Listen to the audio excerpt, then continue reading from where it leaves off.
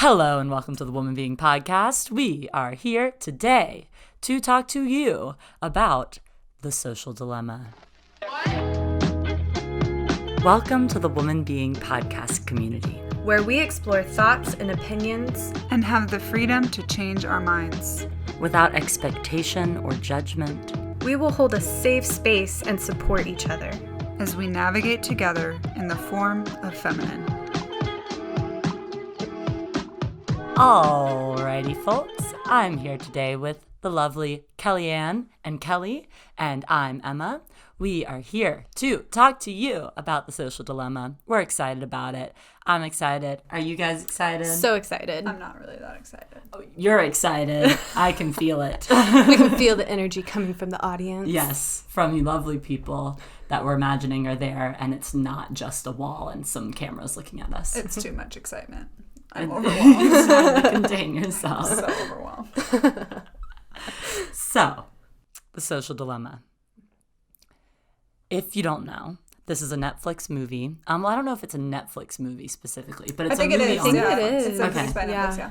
So it came out in the past month or so, I believe, and a lot of people have been talking about it because it brings to light a lot of things that are happening in the sort of dirty underbelly of the tech and social media industry and sort of what all goes behind those ads and the things that pop up on your feed. And they interview a lot of people who are former members of that social media industry. So people who have worked for Facebook, Twitter, Pinterest, Gmail. Instagram, Google, Snapchat, I think. all of Snapchat. it. And so we watched it, and now we're going to give you guys our hot takes on it. Hot takes. Yeah. So, what did you guys think? We watched it last night. We had a lot to talk about. What are your sort of initial impressions of this movie? Yeah. Initial impressions, first off, I would say I love that it's a new way of exploring how we look at social media and the things that are being developed and even things I wouldn't even think of as social media, like email and Pinterest, and how it affects humanity and then also like the morality of it. So I think it's introducing a new, conversation of ethics almost, in terms of, as people are, trying to make money with their companies, how are they making that money and what are the effects of them making that money, which I think is a very important conversation to introduce. I don't think it's really anything anyone thought about other than just like, yeah, they're making money and I'm getting a cool free app, so it's great. But we're not necessarily always thinking about the long-term effects of it or other problematic things. So for that, I give it 10 stars. Didn't love the very overdramatic music, and they're like overly dramatized sections of the film that felt like very horror film, the world is ending kind of things. I felt like it was a little bit much. And so pretty heavy-handed. Right. And in watching the film, sometimes when I was watching it, I was like, oh my gosh, we're all going to die. And then sometimes I was like, okay, this is overwhelming me and I don't believe what you're saying because... Yeah, you lose credibility when you're doing it's that. Like you're trying a little too hard to manipulate me into believing what you're saying. But all that aside, I think overall it was a great film. Yeah. I agree. I thought it was a good film. I enjoyed it. I kind of went in, though, expecting, like, a true documentary. I didn't realize that there was so much dramatization throughout the movie or film. But, yeah, I thought it was good. I mean, they have very, like, experts in their fields. Like, the guy that co-invented the like button. Like, the guy... Okay, I'm going to nerd out a little bit. But the guy that invented continuous scrolling... for all my developers out there, that is huge. Like, that's actually insane that he invented that. So yeah, I was excited to hear from the experts in the field. I was in e-commerce for a couple years. And so it was just interesting to hear about a lot of the dramatizations. I was like, okay, come on. Like, this is a lot. But I did like how they tried to create imagery to help you understand what is actually happening on a digital scale. Like put organic matter to what is actually going on. Like if AI was a person, That's what they it kind would of look like like. personify. Yeah, what it was this artificial very intelligence is. like Inside Out-esque. It was. literally was Inside Out. But it's not in someone's head. Instead, it's it's AI not. that's Right. sort of controlling what posts you see. Yeah. Yes. Yeah. And you know, trying to keep you as engaged and connected to your phone as possible. Right. Yeah. To suck you back into the matrix. Yes. Yeah, exactly. And I mean, and I think that one time that I did think that that sort of dramatization was more successful for me was so like in the dramatization parts of the movie, you see this family that you're sort of following the whole time and the effects that social media has had on this family. And there's like the 11-year-old girl who has social media, and she seeing like the ways that her like self-image and her body image are affected. I thought that was really powerful. Some of the stuff with like the teenage boy was kind of like, okay, whatever, we get it. But and like it showed, I think that they had a hard job to do in choosing to go that route with dramatization, especially because they also have like a pretend political party who's in it called the Extreme Center. Yeah. So instead of left or right, they're the extreme center. Yeah. I definitely, up until now, interpreted that as like a center that was extreme. Oh. What is the center? It must be like some sort of plant or something. I figured they were just trying to not say No, left or right. That made sense. That makes a lot more Yeah. sense now. Thank you. Yeah. You're welcome. That's what we're here for. It's like, what You is know, the we're learning center things in? even as we're recording. Yeah, like seeing that, like it was like a little bit cheesy, but also like, what else are you gonna call it? Yeah. Without isolating one specific group. So yeah, I definitely thought that a lot of the stuff was stuff that I had already heard from other things, but it also, I think, as more and more people are watching it, I hope that this movie is a good resource for people to think about these things more, you know? But yeah, I will say that especially when they started talking about, they spent a good amount of time talking about women specifically, or girls, young girls. You see this 11-year-old girl who deletes a picture because she doesn't get enough likes on it, and then she posts new pictures, she starts getting more likes, then she gets a hate comment. With lots of filters, by the way. Yes, Yeah. with lots of filters, like full makeup on, and like very heavy makeup in the filter, and then she gets a comment insulting her ears, and then she's instantly like torn down by that. And then you have a scene where she's like looking at herself in the mirror and just like trying to cover her ears up, and she starts crying. Which is so sad because her ears are like adorable. Yeah, and she's they, so like, add so much to her beautiful. face, Like yeah. she's a stunning Yeah. like 12-year-old. And then they talk about some statistics with girls specifically, and the ways that self-harm rates and suicide rates have gone up. Like exponentially. Like skyrocketed. Yeah. Yeah. And that was something that was definitely like sort of triggering to me. And then mentioning that, like I had friends in high school who suffered from self-harm. And I remember like it sort of brought back a lot of those feelings to me. But like, were there things in it that made you guys feel sort of like triggered, or sort of that took you off? It was like sudden, or something that made you feel like, whoa, like this is scary, or this is a lot of information, or whatever. Yeah. I would say that the same thing really hit home of like, oh, this beautiful girl is so torn down, which is obviously just really sad, and you don't want young girls to feel that way. It did hit home very as well for me because I have a sister who has struggled with depression, and it makes me wonder, like, is she possibly part of that statistic? Because she did go into, I hope she's okay with me talking about this. I'm pretty sure she's okay. But she, saying her name. yeah, I'm not saying her name. She You have did a go million sisters to into, choose from. I know, I have like a million sisters. But she did go into a facility to get professional help because she was planning some self-harm. And it was a very hard time for our family. And it makes me wonder, like, how many girls are how many faces are part of the statistic? Because for me, it's very close to home.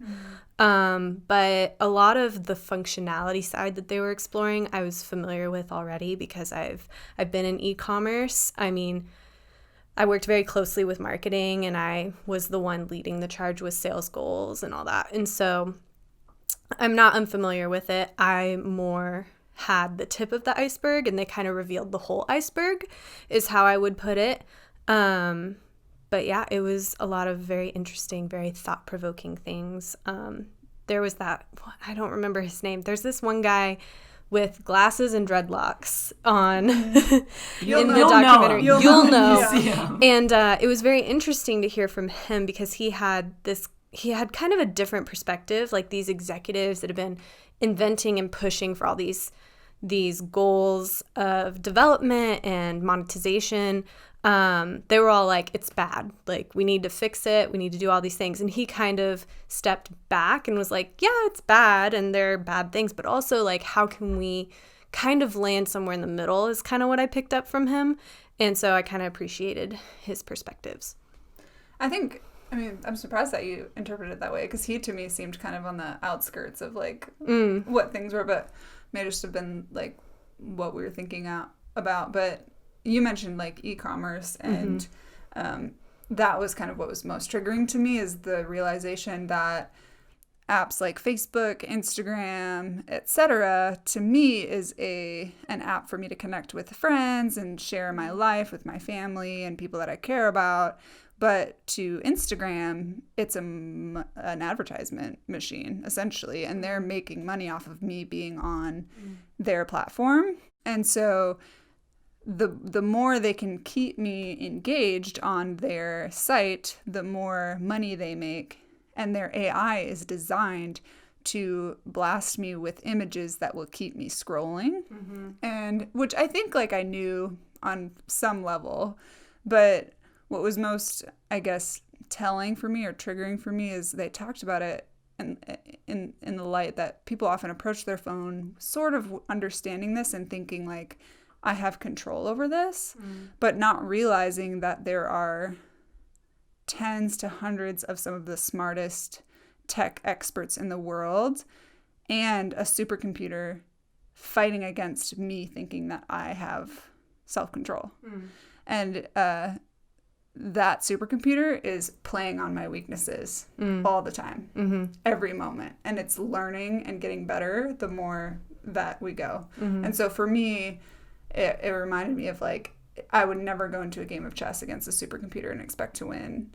And so that for me is very telling. It feels like, wow, these sites are a lot, and there's a lot of people behind it whose only job is to keep me engaged. Yeah. Which the negatives of that being missing out on what's happening in the real world, not getting outside, experiencing addiction to likes and comments and that dopamine rush that comes with those things. So the idea like that my well-being is not necessarily a part of the conversation is kind of scary.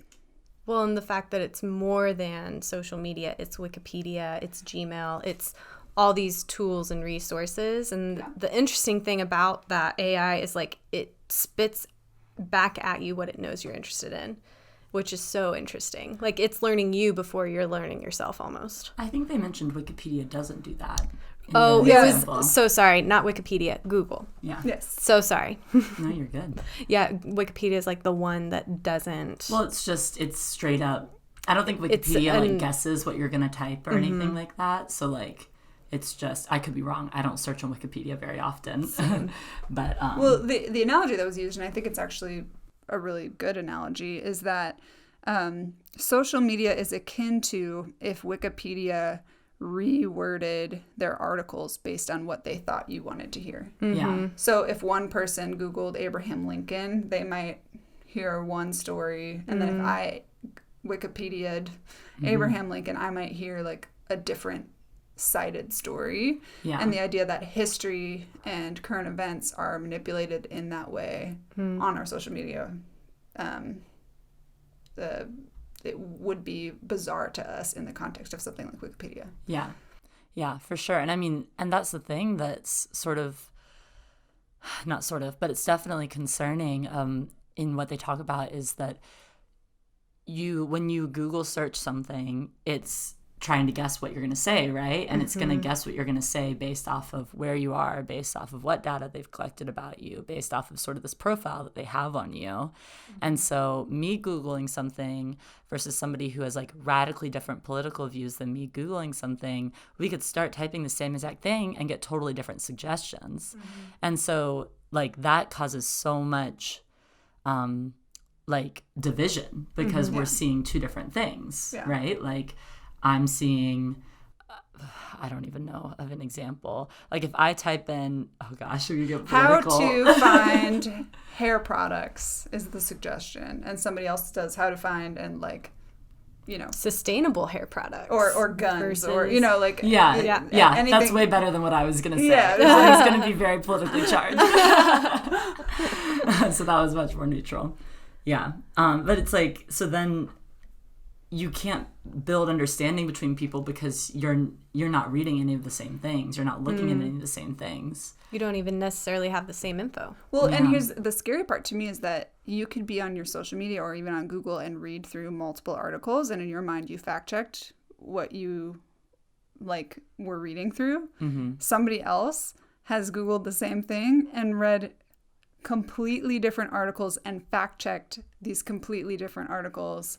And so in their mind, they're reading the news, a completely different version of the news than what you're reading. And that creates this like crazy amount of division. And they bring up examples of how that problem has created civil unrest in other countries and probably in the US too, although most of it probably hasn't been traced. Any sort of violent activity hasn't been traced specifically to social media at this point. That's not true. Oh. I mean in the US. Yeah. Oh. Well, I mean Pizzagate. That was Pizzagate. a violent That's action. That's you're a right. good one that they I mean, right. even like, for example, like the Proud Boys Facebook pages and everything all got shut down because they were encouraging violent action. Right. And so it's like, and I don't know of any specific violent events that may have happened with the Proud Boys because of that, but part of their initiation is to fight people to be a part of the Proud Boys. So like, there definitely have been violent things that have happened because of it. Yeah. So, yeah, I would love if you would tell the analogy you told me. No, I was going to actually. Okay. So I heard this story when I was a kid. I think I was watching PBS. Yay, PBS. Back in the day.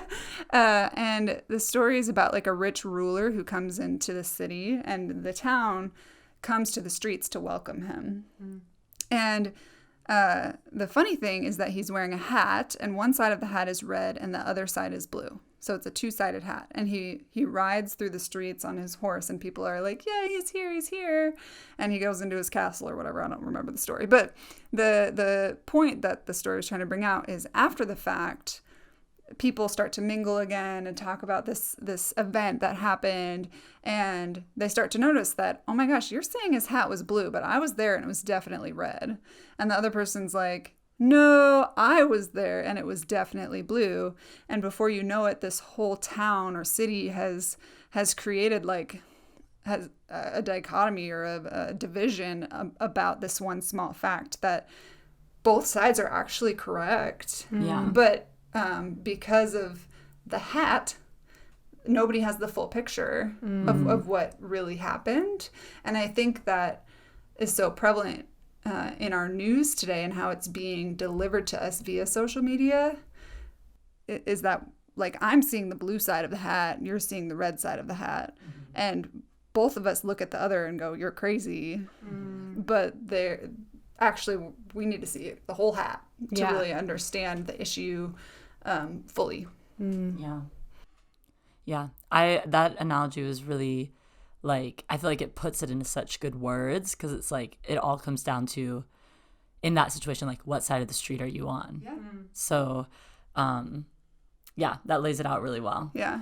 But and if you're on this side of the street, Facebook is feeding you this side of information, and if you're on this side of the street, Facebook is feeding you this side of information, and it's you don't have what color you've seen. Exactly. Yeah, and the people around you are reconfirming what you've seen, and then you look at the people on the other side of the street, and you're like, they're crazy. They're literally crazy. How could they see that? Which I think explains some of the like anger that's happening right now and like the polarization politically I mean, there's also an election and a pandemic and stuff like that. So I don't think social media is the sole culprit, but it's definitely feeding the flames, I think, of an already polarized nation. Yeah.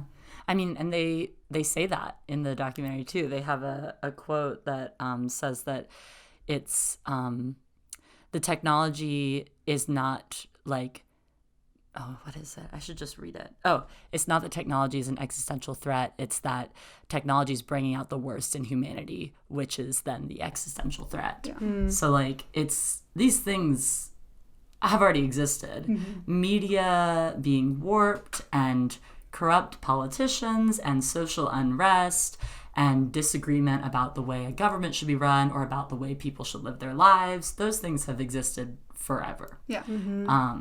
But technology and social media is allowing us to have global conversations about this in like that are instantaneous, where ideas like Pizzagate can spread like wildfire. And if you aren't familiar with Pizzagate, just give it a quick Google. But You'll get a little chuckle. yeah, it or maybe you'll cry. Or maybe you'll cry.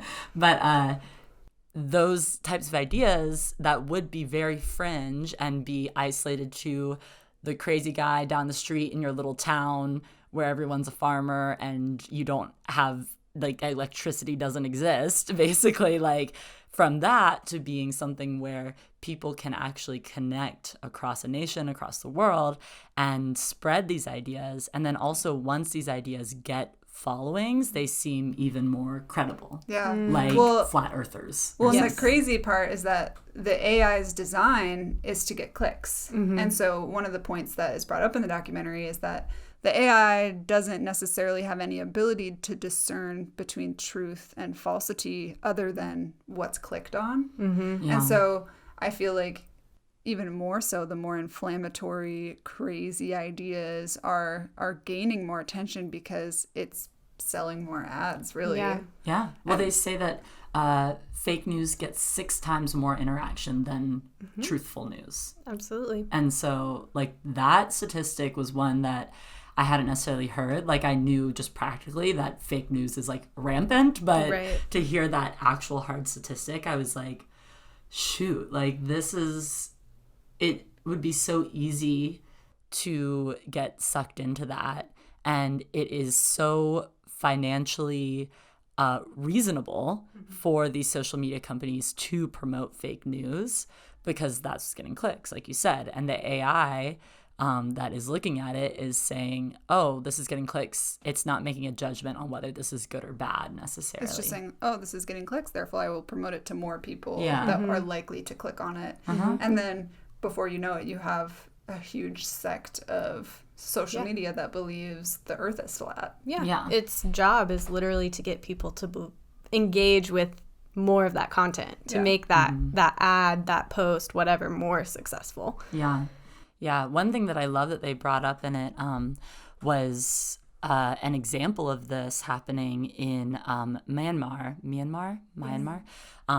where the Rohingya Muslims there have been like totally persecuted, and in large part because of social media, like directing people saying like, oh, like these Muslims are not Myanmar's people. They are not this, they are this, like, and it's partly because of, like, if you're familiar with the conflict, it's partly just because of ways that boundaries have been drawn in countries around there that actually aren't necessarily representative of different cultures, and also because of blatant racism, but like that was amplified so much to where this has become a way bigger crisis where people's lives are on the line. People are getting hurt and tortured, like murdered and sent from their homes. There's like a mass exodus of Rohingya Muslims. Which is terrible. It's so bad.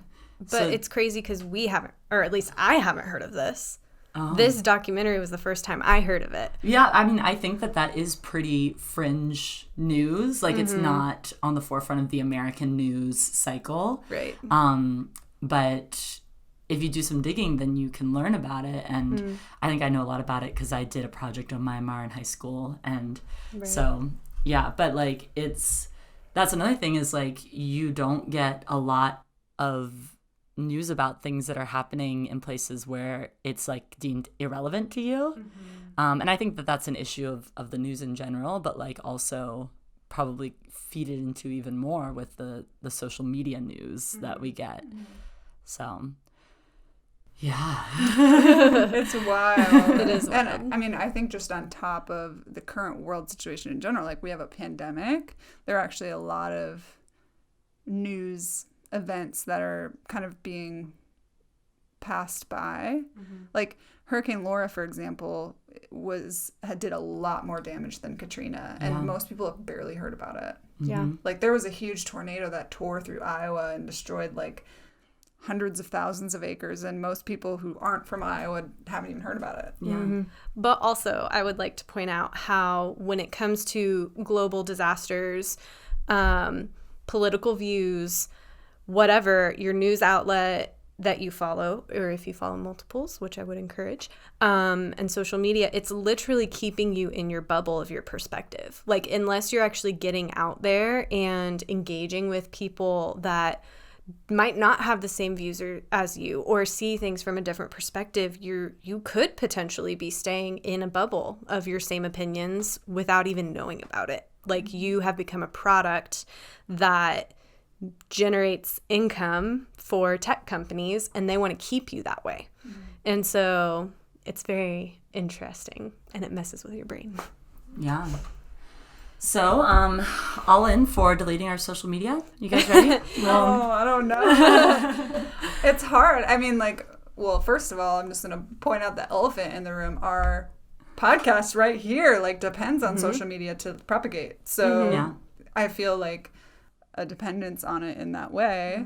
But then also, like, is it worth my mental health and my, like, actual social interactions and my overall well-being? I don't know. Can I beat the game? Well, it's a good question. I do think podcasts are cool, though, because they are kind of unique in that you kind of have to search around and find what you like based on category. Yeah, they do have ones that are like the top podcasts. Top, like, listened to. Yeah, and so it's I think it is based a lot on just how much traffic they get. Right. But I do wonder if they have anything that directs specifically to you, like, oh, you listen, or like I know, like, it'll show me like podcasts like this, like, so it's like ones that are similar to ones that I already listened to. Yeah. So there is some algorithm there, which is interesting to think about. But I know social media is like, I follow Gary Vee. I don't know if you guys follow Gary Vee. I'm obsessed with Gary Vee. But he talks a lot about how social media is a mirror, and it's holding a mirror up to us so that we are looking ourselves in the face and we don't like it. And it brings out the worst in us. Now, I don't know how true or not true that is, based on the documentary and all the facts they were bringing.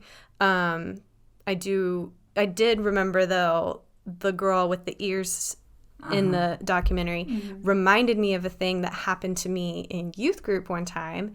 We were watching a slideshow, and there was a slideshow with me and some other girls, and we were just at summer camp and took a picture. And I remember thinking internally, oh, my forehead looks kind of big in that picture. But I was young and I was not yet so insecure, and I just like waved the thought away.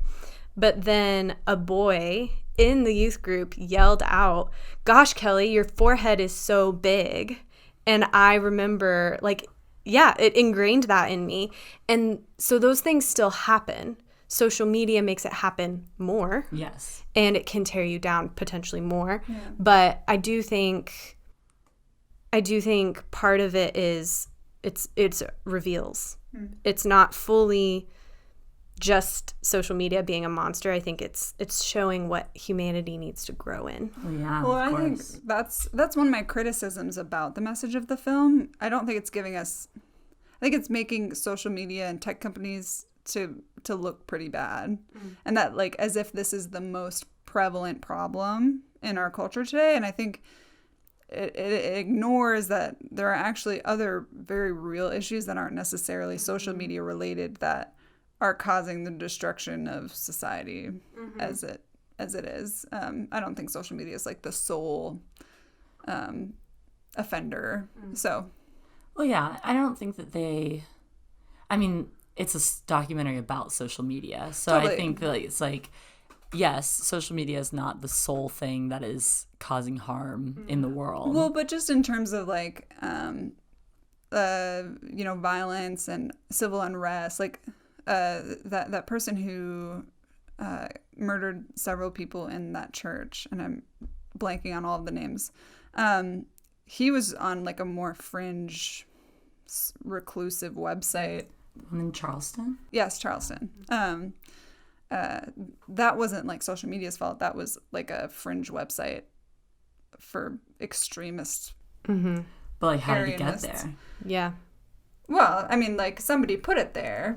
No, but like, how did But he there's get also to a that? rabbit Oh, well, I hole, don't know, you know? but yeah, I suppose there's like a Google rabbit hole that potentially he got under, and Google falls under the criticisms. Or like maybe he like was in a Facebook group that was kind of on the fringe of what that was, and then wound up going into That's this possible, other group. yeah. It's like, or like, even if you think, I mean, the example again of like the Proud Boys, like they had all these groups on Facebook and they're shut down now, so they're on more fringe media sites now for their like chat rooms and stuff like that. So I mean, I wonder what kind of role, I don't know, but like what kind of role other social media sites had in leading him there, you know? Yeah. Yeah, it is interesting. Because then you kind of get into the question of like, how influenced are we by social media, but yet we are still accountable for our actions 100%. And so that person that shot up the church, like, even though it's like, oof, like, yeah, you were served some psychological possible, warfare, if you really want to get down to it, because they even talk about our goal is to change the way you think just a little.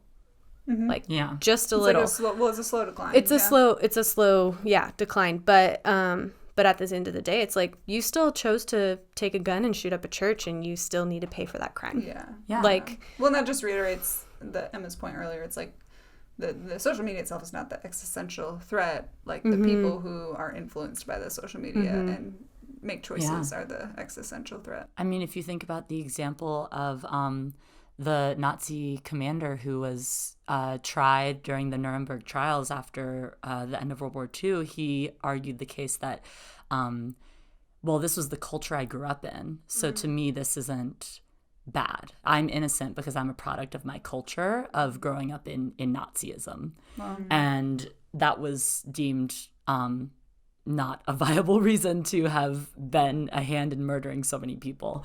So like it's that same thing, like just because you are surrounded by this, or just because you've been essentially brainwashed, or just because you do drugs, or just because whatever, like you're still accountable for what you're doing. what you've done. Well, and that would be the biblical way to look at it as well. Is that like your ignorance doesn't excuse you from your crimes. Yeah. Absolutely. It's like your responsibility to be educated on what is and isn't okay. Essentially the law, but grander so, like it's your moral compass. It's a human rights thing, and you can't leave that up to anyone else. You can't. It can't be the government. It can't be your family. Like it's or your town or social media. It literally has to be you. You have to search.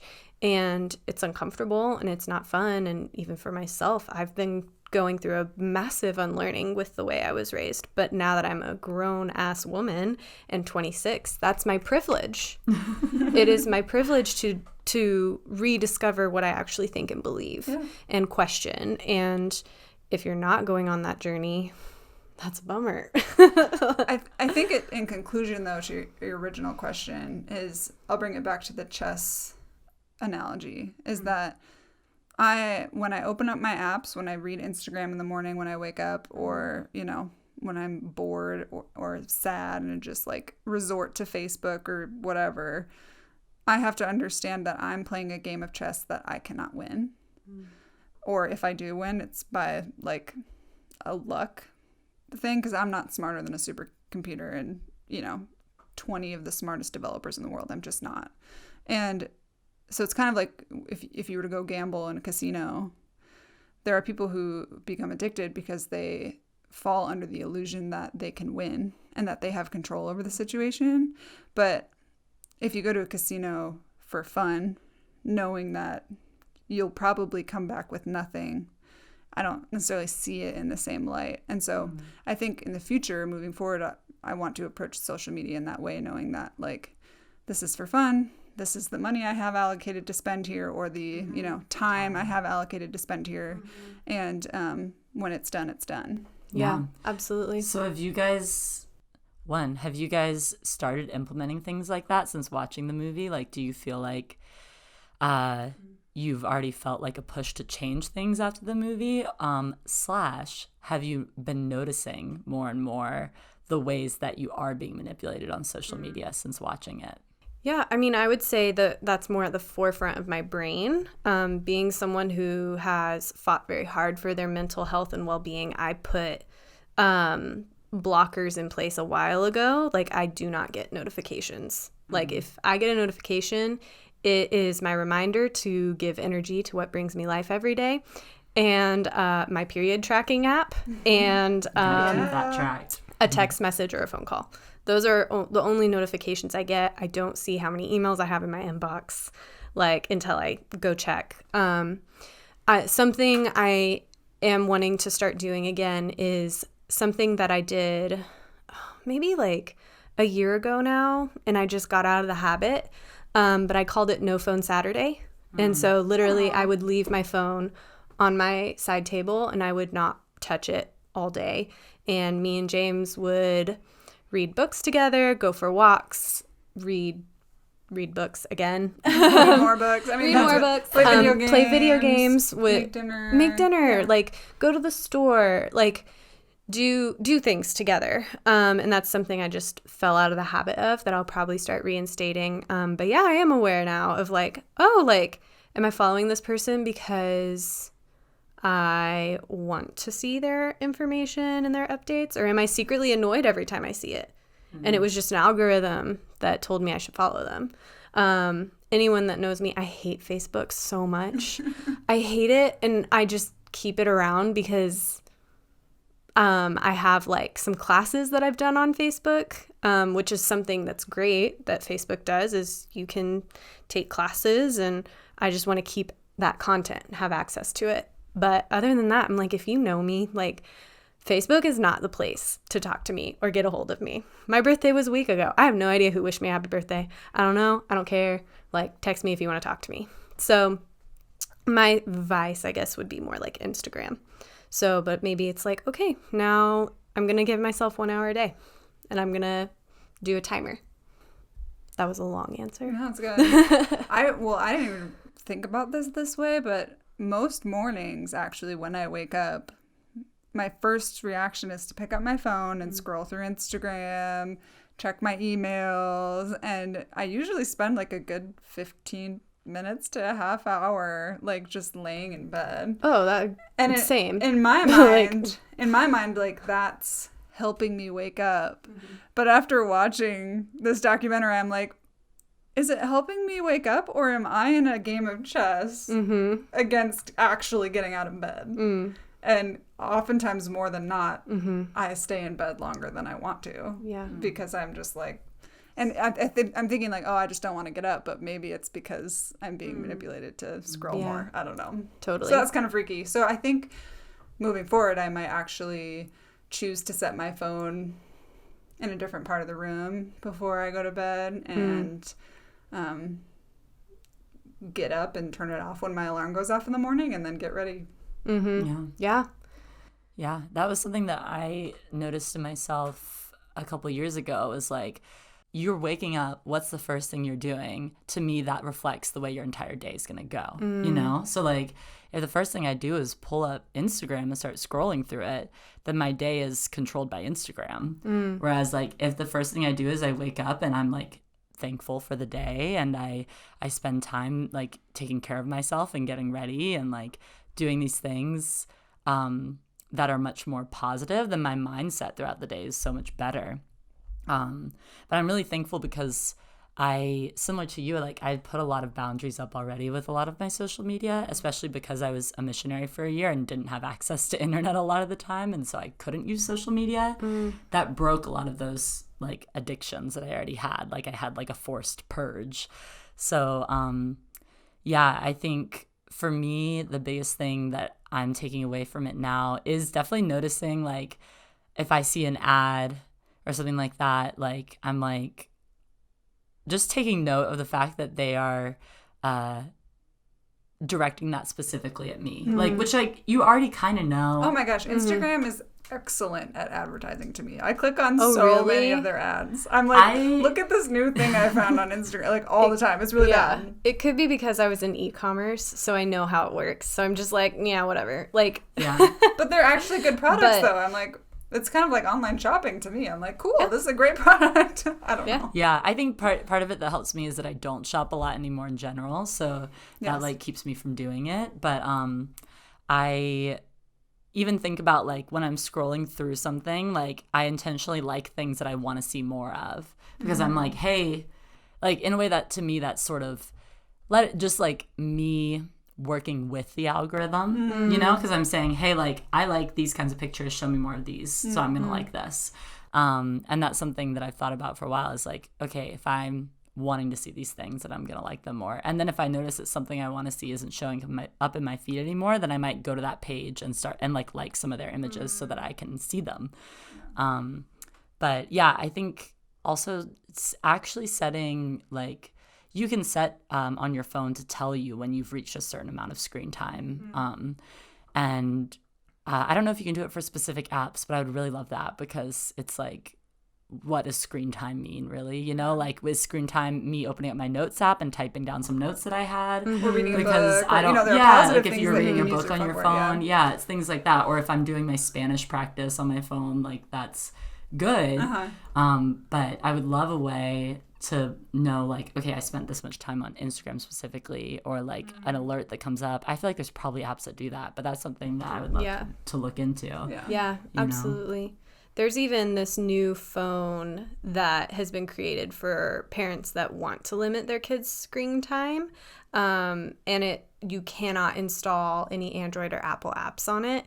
It literally, you can text, you can make phone calls, and you can, like, listen to music. Wow. And, like, that's it. And it looks like a smartphone. It doesn't look weird and dorky, but it is. Yeah. And I was like, oh, that's interesting. So it's like you provide your children a way to get in contact with you if they need something. You can track them if you need to make sure they're safe. But also, you're not risking that exposure, which I'm a little more like, your kids need to learn how to cope. But also, like, that could be a good option for a 10-year-old or an 11-year-old.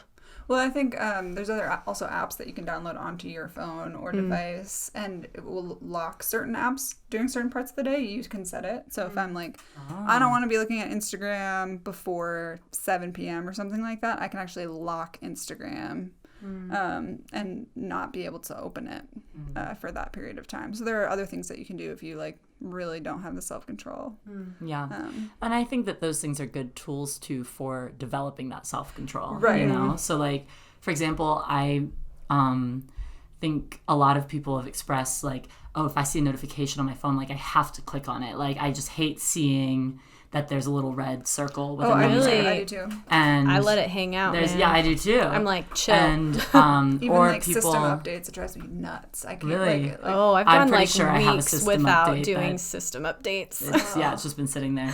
But or people feel like, oh, I have to watch all of the stories that are lined up in my Instagram Like I have to get at the through it top. all or Yeah, something like like people that. are like just tapping through the entire thing, which is like very bizarre to me. But like, I think we can train ourselves to not feel so like compulsed by those things, like to have the compulsion to react to those things. And again, I mean, not that I'm saying that you have to go on an 11-month mission trip in order to not be compulsed by these things anymore. But like, I did that, and I would like finally connect to internet, and I have like 200 notifications on my email, and I'm like, Woo. okay. Well, I don't know though, because these apps and the way that these notifications are designed are actually to play on something that's naturally in your psychology. And so, like, there's a sense of responsibility that comes with addressing a red dot that, like, that says, like, notice this. And so these notifications are actually built to prey on that human weakness. For sure they are. And so not that you can't like conquer it or whatever, but more so recognizing like, I'm feeling this way because I'm programmed to address things that, you know, are pulling on my attention. Yeah. Yeah. Yeah. And I think that also, like you said, like reducing the amount of notifications you actually get is super helpful. Yeah. But also, like, just even like if it takes, you see a notification and thinking to yourself, like, okay, I'm trying to break feeling like I have to look at notifications immediately. I'm going to take 2 minutes and not look at that. Practically that I think could be really helpful in breaking that mindset, because they are engineered specifically knowing that your brain chemistry reacts to seeing a red circle there and things like that. But Or even like flip your phone over. Anytime I see a notification and I'm like a text and I know it's not urgent, or my mom's called me 3 times in a row and I know it's probably not urgent, I will just take my phone and flip it over. And then I'm like, I'm not touching you while I'm having this conversation, and finish it out. And there's always do not disturb and other, you know, great things like that. But yeah. Be aware. yeah. Know your triggers. Know what's happening. Know what you're actually feeling. Well, and I think it's more fundamentally than that. It's like prioritize the things that are actually important to you in your life. If Instagram and being connected with your family members is important to you via Instagram, then make it a priority in a specific way, just like you would prioritize, you know, meal prepping and, you know, spending time to get ready every morning and spending time with your family in real life and going for a walk, those kind of things. Like, figure out what matters to you in your life and, you know, the way that you want to go, and don't let social media take from that. Yeah, for sure. And I mean, so we were like talking about the sort of like our personal responsibility in this, right? Yeah. But what do you guys like? What are you guys' takeaways or feelings towards these companies that create social media now after seeing this? Yeah. I mean, I think, here's the thing.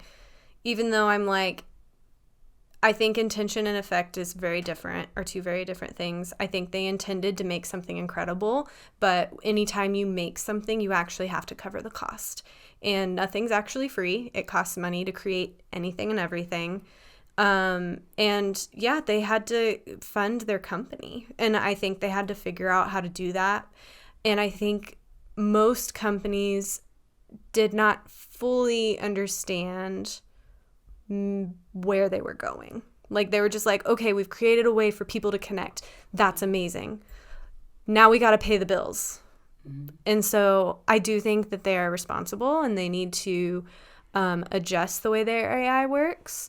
But I also think, you know, like, there are amazing companies that have made people like able to be entrepreneurs. Like, they're helping small businesses.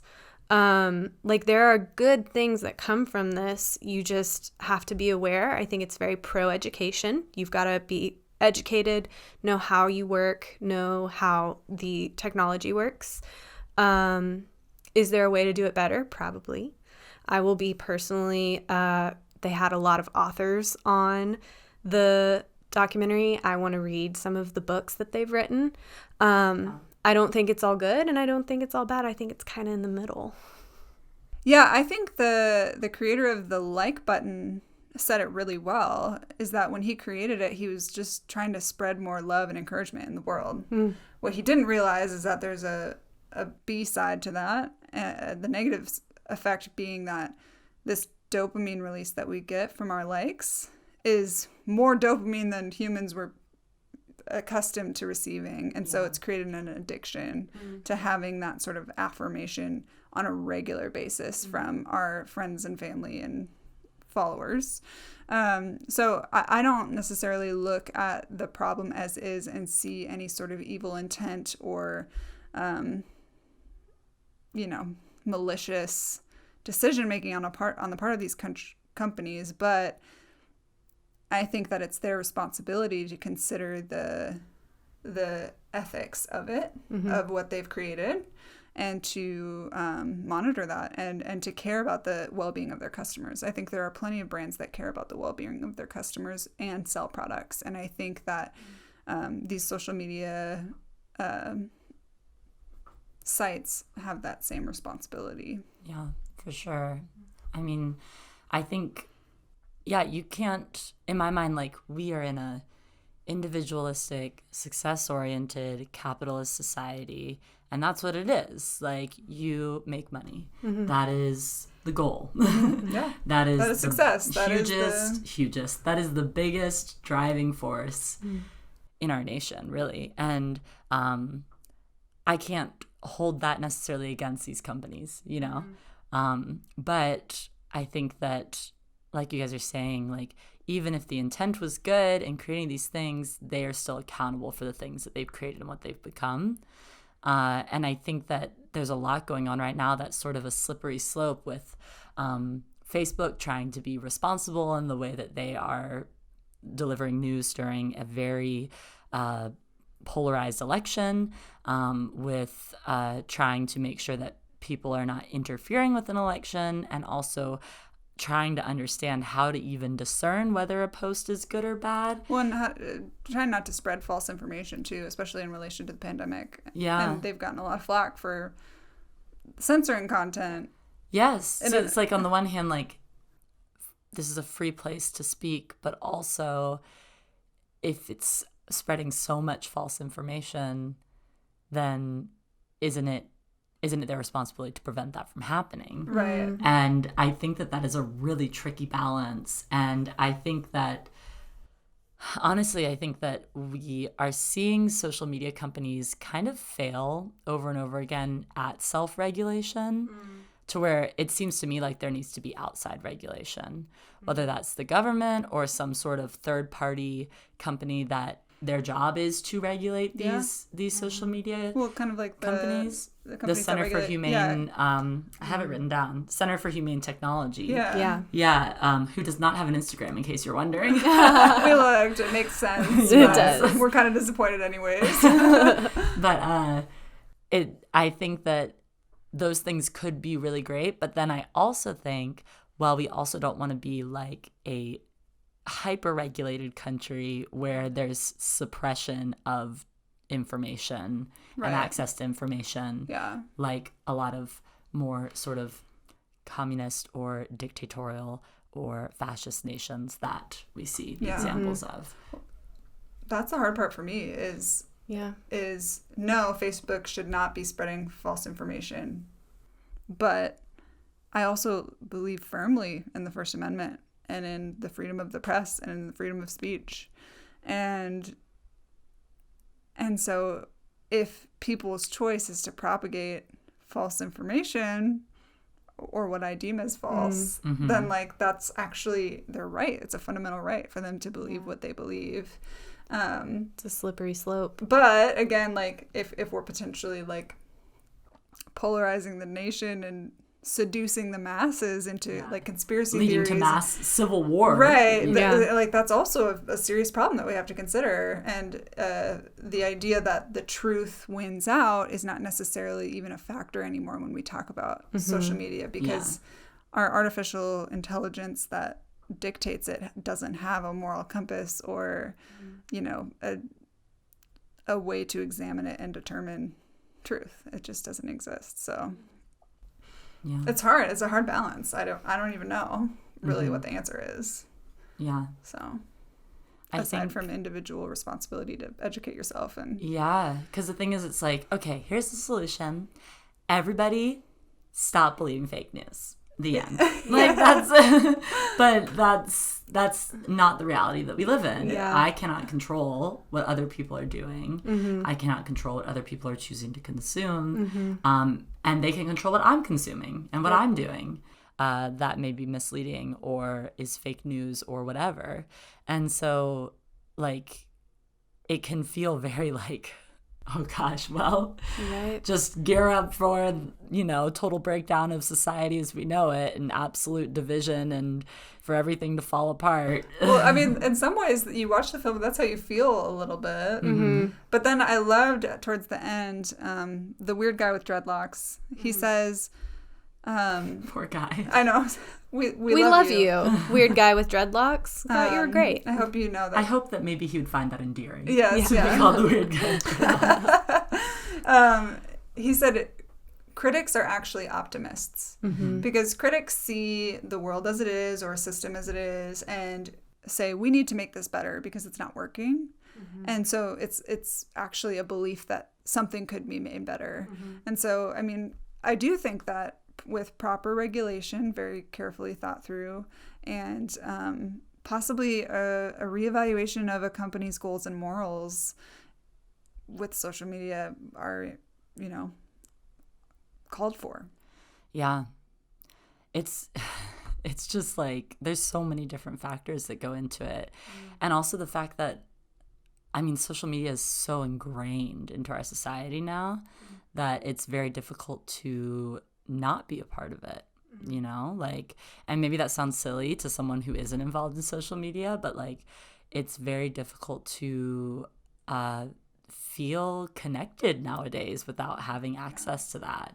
Well, even my grandma, to this day, she refuses to get on the internet. The internet? Yes, like she doesn't have a computer. Wow. She has a phone and she has a mailbox, and that is how you can contact her. And it's always been like a source of tension in our family because she won't adapt, and so it's harder for everyone else to connect with her. And so it's almost like there's a divide between us and her sometimes. Yeah. And I mean, that's just required us to be super intentional about sending letters and stuff like that. But like you could potentially isolate yourself from society without being on social media. And that's, I mean, nobody wants that. Totally. No. Like FaceTime has changed the way families that don't live in the same city or state anymore can be connected. Yeah. Like the last time I was in Oklahoma was like 2.5 years ago. Wow. Like I wouldn't have seen my parents' faces without FaceTime between now and like 2.5 years ago. Yeah. If not for FaceTime. Yeah. It's like a great tool.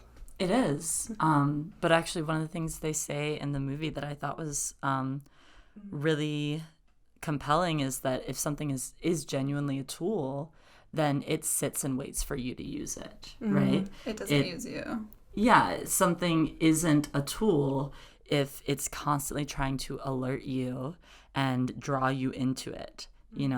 That is a nuisance. That is an addiction. That is not just a tool sitting waiting for you to take advantage of it. It's taking advantage of you. So, yeah. That's a good quote. Fun. Super fun. Moral of the story, everybody, we're all the devolving. robots. Well, the robots are taking over. Hermits. Let's smash our phones and burn them in a bonfire. That was actually what we were going to do at the end of this episode. Is we're going to collectively smash our phones. We're going to burn them in this candle. And it's going to be great. And so goodbye forever. Yeah. We're ending the podcast. This was fun.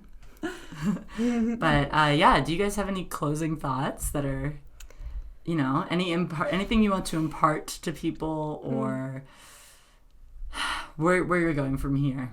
Yeah, I would say be smart, educate yourself, know yourself, get out of your comfort zone, plan time away from your phone, and we're all just doing our best. I would say that when you're engaging in conversation with people who see the world differently than you, be cognizant of the fact that they very well may just have seen the other side of the hat. Yeah. And where you saw blue, they are 100% convinced that it was red. Mm-hmm. And if you approach conversations in a more investigative way to seek understanding and learn, that is how we will avoid literally a civil war. Yeah. Honestly. Yeah. Yeah. I feel very thankful to have family members that do disagree with me, like politically specifically, because that gives me more compassion for the other side, if you want to call them that.